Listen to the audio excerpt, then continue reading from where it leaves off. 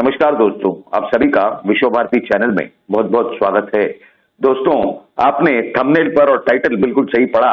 Petrol pump वाले मंत्री क्या है ये, कैसे मंत्री है ये, कौन मंत्री है ये, हम आपको सब जानकारी देंगे इसी वीडियो में।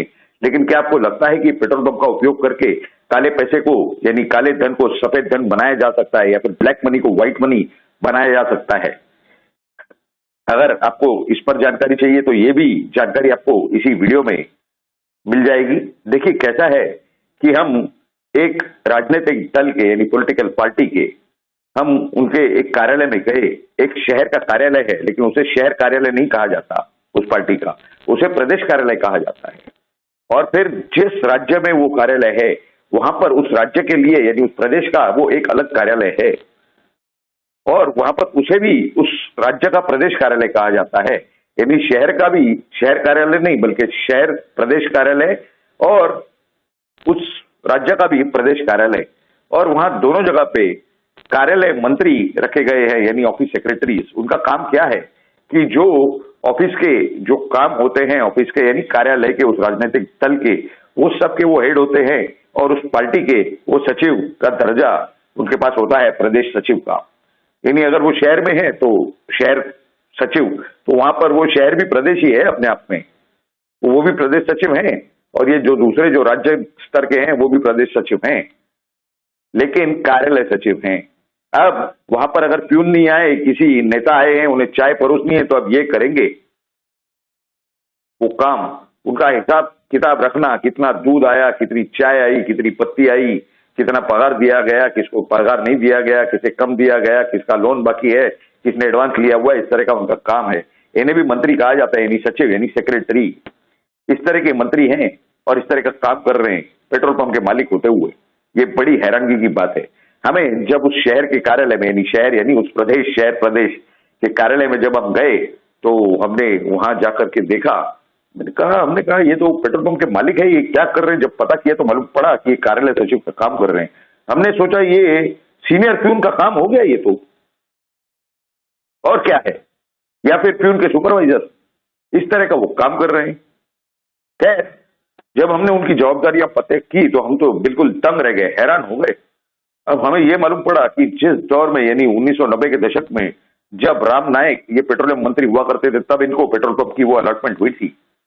खैर, उसके बाद में जब उस राज्य के हम जो प्रदेश कार्यालय है उसी पार्टी का उसमें गए तो वहां पर देखा तो दूसरे जो बैठे हैं उनके बारे में किसी ने बताया कि आप ऐसे कैसे इनसे बात कर सकते हैं तो पेट्रोल पंप के मालिक हैं। मैंने कहा ये जो काम कर रहे हैं, और पेट्रोल पंप का मालिक सभी लोग समझते हैं कि करोड़पति होंगे, लेकिन ये तो जहां बैठे हैं वहां तो ऐसा कोई जगह नहीं दिखाई दे रही इनके लिए, वो स्थान ही नहीं है इनके लिए अगर ये पेट्रोल पंप के मालिक हैं तो।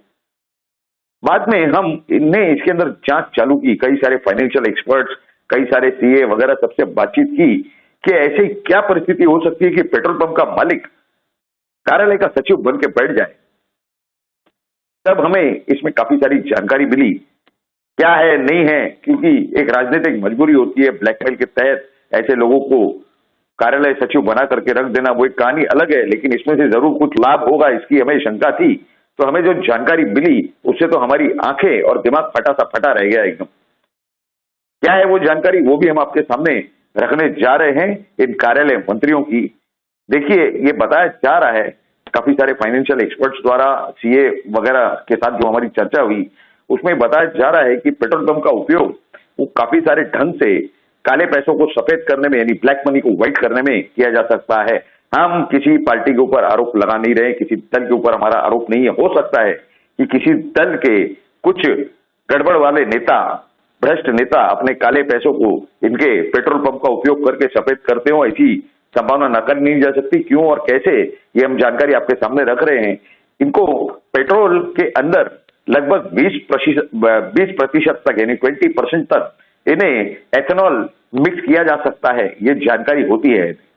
अब वो एथेनॉल ऑफिशियली मंगाते नहीं तो नेता के काले पैसों से वो एथेनॉल आएगा और वही पैसा जब इनके पास व्हाइट में आएगा उस पेट्रोल की या डीजल की बिक्री करके, क्योंकि डीजल में 15% तक एथेनॉल मिक्स किया जा सकता है, वो पैसे जब इनके पास ऑफिशियली ऑन रिकॉर्ड व्हाइट पैसे में आएंगे कस्टमर के पेमेंट द्वारा, उसमें से ये ये जो राजनीतिक दल है, दल को तो एग्जाम्शन होता है इनकम टैक्स का, लेकिन वो जो राजनीतिक नेता हों, जो पॉलिटिकल लीडर हों, उनके कोई ट्रस्ट हो जिन्हें एग्जाम्शन हो इस तरह के डोनेशन लेने की और सामने वाले को इनकम टैक्स पर माफी मिले, एग्जाम्शन मिले, वैसे अगर ये उस ट्रस्ट में, उस चैरिटेबल ऑर्गेनाइजेशन में अगर ये डोनेशन दिखाते हों, देते हों, तो इन्हें भी किसी टैक्स, उतने पैसे पर कोई टैक्स भरना नहीं पड़ेगा। यानी आए काले पैसे घुसे धंधे के अंदर, जिसका कोई रिकॉर्ड नहीं है, कोई हिसाब नहीं है, क्योंकि इथेनॉल मिक्स किया गया पेट्रोल या डीजल में, ये किसी को बताया नहीं गया है। और इसके बाद वो बिक्री के बाद जो सफेद पैसे यानी व्हाइट पेमेंट आती है पेट्रोल या डीजल डीलर के पास, वो उसमें से किसी भी डोनेट करे, किसी का बंधन नहीं होता। तो जिस नेता ने इसमें काले पैसे घुसाए थे, उसमें से ये पेट्रोल या डीजल के डीलर का तो फायदा हो गया, और साथ ही में उस नेता को अपने वो काले पैसे सफेद होकर के अपने ट्रस्ट या चैरिटेबल ऑर्गेनाइजेशन में यानी संस्था में मिल गए, और वहां पर उन्हें वो डोनेशन लेना अलाउड है, उन्हें अनुमति है, उसके ऊपर इनकम टैक्स का एग्जाम्शन होता है। इस तरह की जो 80C या 80G वगैरह कुछ कहते हैं इनकम टैक्स के जो सेक्शन है, उसके अंडर में इन्हें एग्जाम्शन मिलता है उस द्वारा। तो ऐसी ये पूरी परिस्थिति है। हम किसी नेता या किसी पार्टी पर हमारा आरोप लाने का, बिल्कुल भी लगाने का कोई भी हेतु, कोई भी उद्देश्य नहीं था, लेकिन हम इस चीज से हैरान थे कि किसी राजनीतिक दल के शहर के कार्यालय, यानी शहर को प्रदेश कहा जाए, शहर कार्यालय कहा जाए, वो मुद्दा अलग है, और वहां के जो प्रदेश कार्यालय है उस पर ऐसे लोग जो कि पेट्रोल पंप के मालिक हों, जिनके करोड़ों करोड़ों रुपए के हिसाब किताब हो और उनका व्यवहार हो करोड़ों करोड़ का दिन में या महीने के अंदर, ऐसे व्यक्ति अगर कार्यालय मंत्री यानी प्यून का सुपरवाइजर बन के काम कर रहे हो, तो जरूर उसके पीछे कुछ न कुछ हेतु होगा। और जिस तरह से कम पेट्रोल और उसमें ये मिला करके अगर कुछ बेचा जाता है, तो ये मान लीजिए कि पेट्रोल की संख्या बढ़ गई, यानी इनकी सेल, यानी जितनी सेल हो सकती थी उससे ज्यादा की सेल हो गई, और उसके बाद वो जो एक्स्ट्रा पैसा आया वो मुनाफा है उस पेट्रोल पंप या उस डीजल पंप के डीलर का। तो इस तरह की ये संभावना नकारी नहीं जा सकती। इस तरह की जानकारी हमें सीए और ये फाइनेंशियल एक्सपर्ट्स ने दी है। हमने इसकी खोजबीन ये पेट्रोल पंप वाले मंत्री के जानकारी लेने के लिए हमने शुरू की थी। अंदर की जानकारी जो हमें प्राप्त हुई वो आपके सामने रखने का हमने पूरी तरह से काम किया है।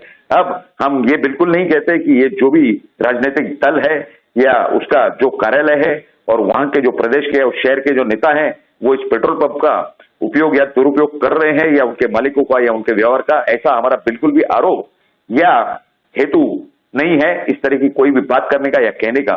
लेकिन नियमों के अंदर, कानून के अंदर जो लूप होल है, उसे किस तरह से उसका दुरुपयोग होने की संभावना है, ये हमने जानकारी रखना हमारे दर्शकों के सामने बेहद जरूरी समझा। इस वजह से हमने ये पूरी जानकारी हमारे वीडियो के द्वारा सभी दर्शकों के सामने रखने का अपना कर्तव्य किया है। आप यानी हमारे सभी दर्शकों से ये विनती है कि अगर आपको हमारी ये जानकारी अच्छी लगी हो तो जरूर इस वीडियो को लाइक करें और ज्यादा से ज्यादा शेयर करें, और अगर आप हमारे चैनल पर नए हैं तो जरूर हमारे और आप ही के इस विश्व भारती चैनल को जल्द से जल्द सब्सक्राइब करें। आप सभी लोगों ने इस वीडियो को पूरा अंत तक देखा, इसके लिए आप सभी का बहुत बहुत धन्यवाद। भारत माता की जय। जय हिंद।